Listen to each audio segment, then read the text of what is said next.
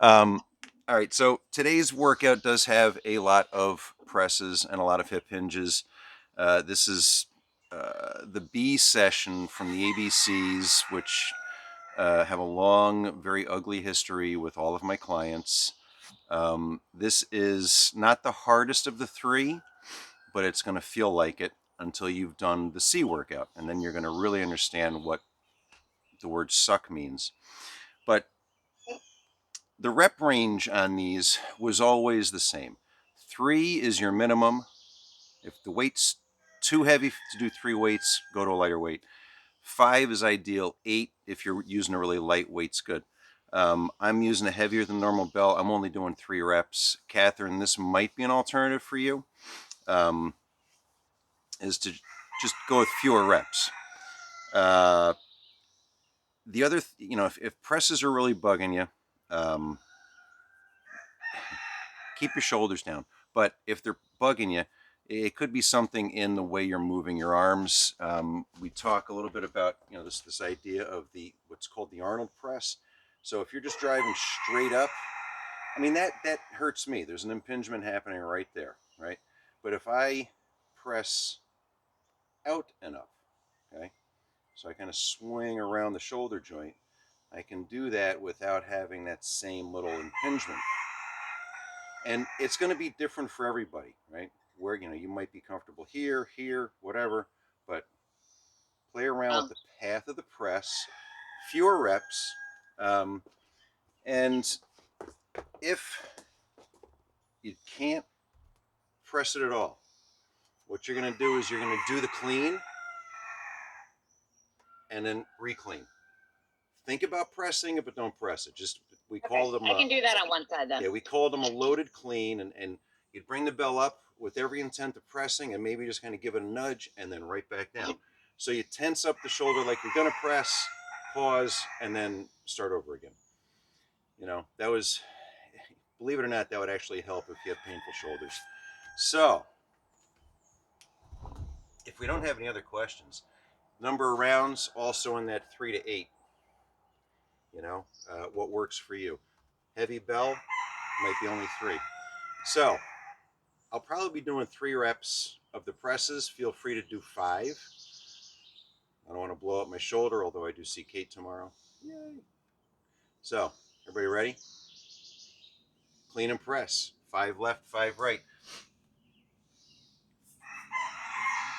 Or anywhere from that 3 to 8 range, right? So if you're using a really light bell, you might want to do 6 reps or 7 reps.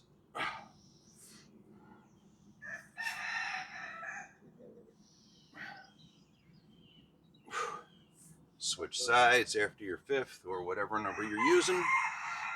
And then like we talked about in the A workout, there's shortening. You can. I've got shortness.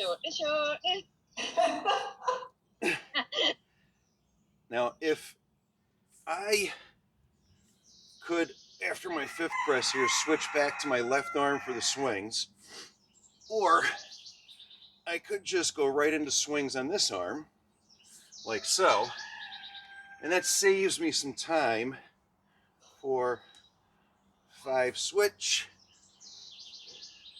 2, 3, 4, there's 5, clean, and press again. And my left side press is real ugly.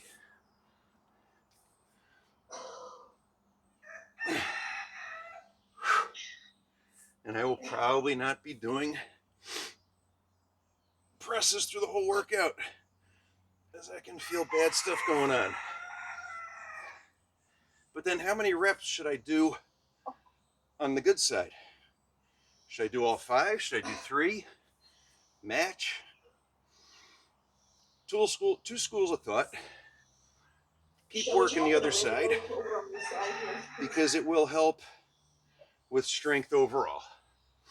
And they've shown that with, people who had, say, a broken arm or a broken leg. Keep training the opposite side, it works. So we switch or not.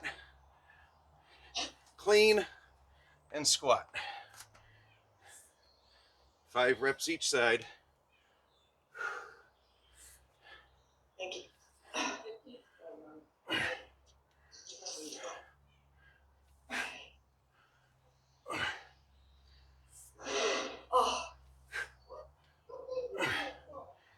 Other side.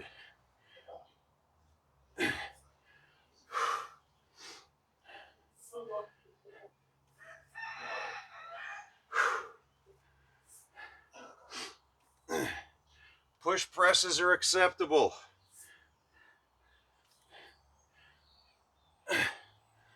Was that 5?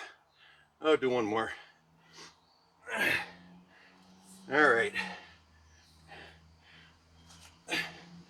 So push press. Use a little partial squat, pop the weight up, lower under control. All right, and I can do that with no pain. Or almost no pain.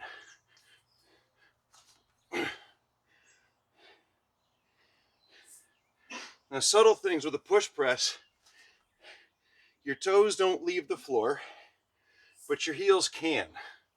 Now, for a lot of people, when they do the push press, their heels stay on the floor, and that's fine too.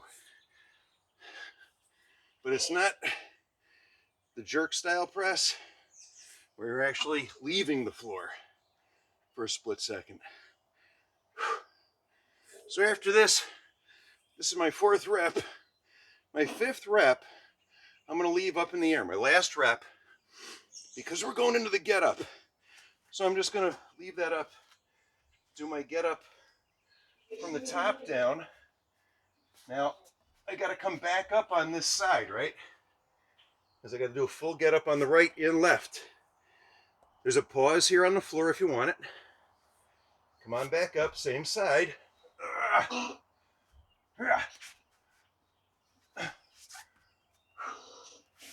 And then we can do another clean and press or a snatch or what have you, and put the bell overhead. Other side, top down.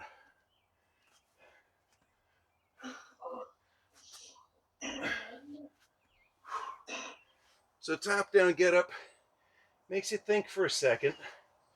What am I doing?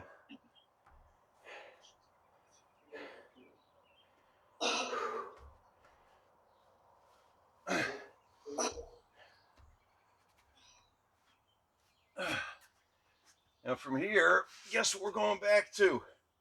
More clean and press. So bell's already up in the air. I'm going to lower. I'm just going to stay right on this side. Pop some push presses on my weak side.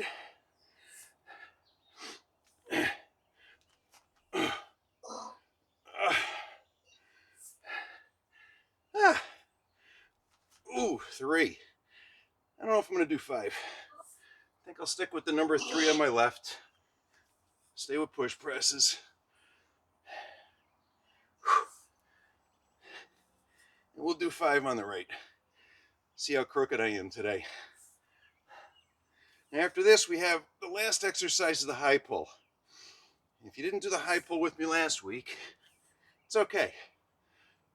A swing is the same thing, only on steroids. So for the high pull, basically we come through the legs and then up towards the head, kind of throw the elbow back for like you're trying to elbow strike Andre the Giant. He's right behind you. Elbow strike. Elbow strike. And that's the high pull. So when we swing, bell comes straight out along this arc, this path. We clean, we snug the elbow into the ribs, and we change that path again. We go to the high pull. This is the beginning of the snatch. We're actually trying to, instead of letting the bell fly out or tuck into the shoulder, we're changing it one more time to almost straight up overhead, where we'll start to learn how to lock out and snatch. So that was one round of C with all kinds of fun variables. Do two more.